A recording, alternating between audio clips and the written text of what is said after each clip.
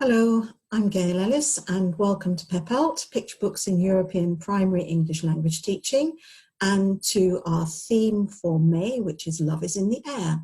And our picture book for the month is Tadpole's Promise by Jean Willis and Tony Ross.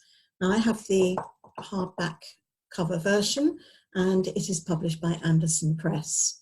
Now Sandy showed us the format of Tadpole's Promise is different, unusual, as you read from top to bottom rather from left to right. And that means that you turn the pages from bottom to top rather than from right to left. So Tadpole's Promise is a love story. It's about a love story between a tadpole and a caterpillar, and it begins like this: where the willow meets the water, a tadpole met a caterpillar. They gazed into each other's tiny eyes and fell in love. So I talk about multiliteracies, and I'm going to talk about learning literacy and nature literacy. Tadpole's Promise could also be used to develop literacy in the more traditional sense, as you could ask children to analyse the poetic language that's used and the metaphors that are used. She, the caterpillar, was his beautiful rainbow, and he, the tadpole, was her shiny black pearl. I love everything about you, said the tadpole. I love everything about you, said the caterpillar. Promise you'll never change. I promise, he said. Oh dear, promises, promises, does this bode well? Do you think the tadpole can keep his promise? So when I read this picture book aloud, you probably notice that I used a slightly higher pitched voice for the caterpillar and a slightly lower pitched voice for the tadpole and a neutral voice for the narrator. Now, Tadpole's Promise contains quite a lot of repetition, so it's great for getting children to make predictions.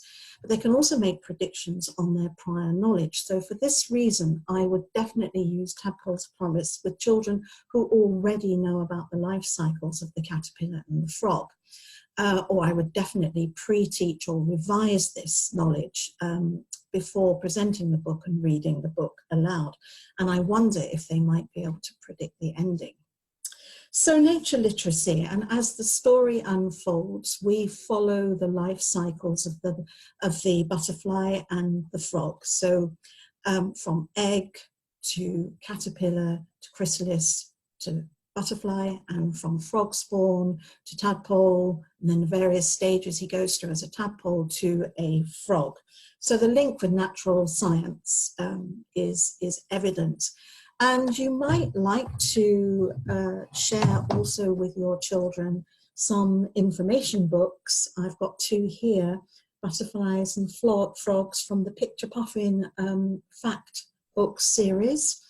And they're beautifully illustrated, and each double spread takes us through a different stage of the life cycle. And then the whole life cycle is summarized at the end of the book in a diagram as a review activity. And the children are asked how many stages of the life cycle can they remember. There's also a glossary, which makes it great if you're doing language across the curriculum or working in a content-based context. So, the dilemma of this story, though, is that neither the tadpole or the caterpillar possess this knowledge about their own or each other's life cycles. And as the story unfolds, the caterpillar asks the tadpole to make more and more promises that he can't meet. And of course, she gets very, very sad by this. But in the end, she decides to forgive the tadpole. She is now a beautiful butterfly, and the tadpole is now a frog. So she flutters down to the water to look for her shiny black pearl. Where the willow meets the water, a frog was sitting on a lily pad. "Excuse me," she said, "have you seen my shiny black?" Now, I wonder what the frog is going to do, what he's going to say, how is he going to respond? But faster than she could say pearl, the frog leapt up and swallowed her in one great gulp. Now, this tragic, surprise, unexpected ending has produced shrieks, screeches, squeals of giggles, gasps, denial, dismay, disbelief. No! From the listeners, the children or student teachers. So it's definitely not a happy ever after ending, is it? In fact, the ending isn't actually made explicit, and the children have to use their own knowledge to work out why the frog is just waiting, wondering where his caterpillar went. And there he waits, thinking fondly of his beautiful rainbow, wondering where she went. Now, for me, the moral of the story is that education equals knowledge, and knowledge is power.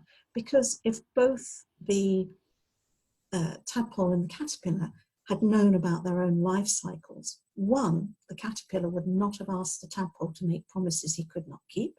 Secondly, the tadpole would not have said he would keep his promises. Thirdly, the frog would not have unknowingly gulped down his love. And then finally, we may have had a story with a happy ending. So as a final outcome, you may like to ask your children to teach the tadpole and the caterpillar about their own life cycles. What would a tadpole or caterpillar classroom look like? How would they plan their lesson? And then, in the light of this newly gained knowledge, you may like to ask your pupils to create a different version of the story with a different ending. So in this way, we're combining both nature and learning literacy. Now, there are many other things that you can do with it. For example, talking about making promises that you can't meet, looking at changes, developmental changes in the creatures, in human beings. There are seasonal changes as well depicted in the story, and visual literacy. There are lots of details to discover in the illustrations above and below the water. But I will stop there, and we look forward to hearing from Tasha, who's going to tell us how she uses Tadpole Surprise with her student teachers, and Aneta, who will tell us how she uses it with her pupils in Poland. So bye.